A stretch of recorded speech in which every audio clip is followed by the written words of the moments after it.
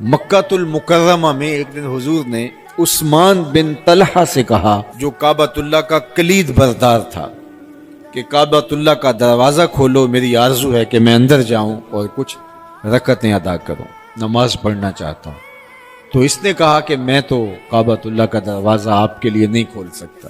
آج حضور جب فاتح بن کر آئے تو حضور علیہ السلام نے فرمایا عثمان بن طلحہ کدھر ہے؟ تو اس کو لایا گیا اور اس کا وجود تھر تھر کانپ رہا تھا۔ اس کے ہاتھ سے چابی لی اور کعبۃ اللہ کا دروازہ کھولا۔ حضور نے اندر جا کے بت توڑے، نماز ادا کی اور واپس آئے۔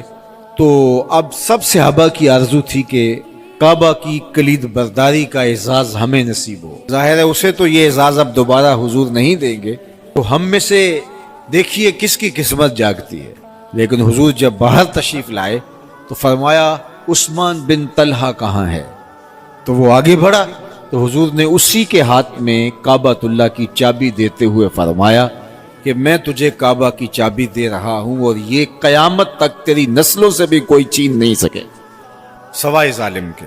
اور آج جو شیبی خاندان ہے جن کے پاس کعبۃ اللہ کی کلید ہے، چابی ہے، یہ حضرت عثمان بن طلحہ کی اولاد سے۔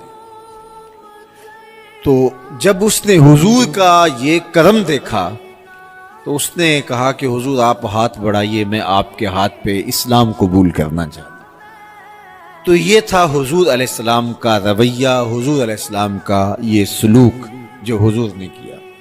تو صلہ رحمی کی ترغیب دی اور یہ حضور کا نمایاں وصف ہے جو ام المومنین بیان کر رہی ہیں۔ ہمیں بھی چاہیے کہ رشتہ داروں کے تلخ رویوں کے باوجود ان کے ساتھ سلوک اچھا کریں، کبھی ان کا برا نہ سوچیں، برا نہ چاہیں، ان کے ساتھ برا نہ کریں، اگرچہ ان کا رویہ بدترین ہی کیوں نہ ہو۔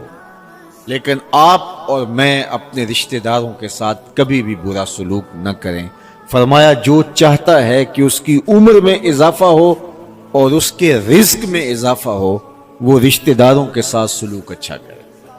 رشتہ داروں کے ساتھ اچھا سلوک کرنے کے نتیجے میں عمر میں بھی برکت ہوتی ہے اور رزق میں بھی برکت ہوتی ہے۔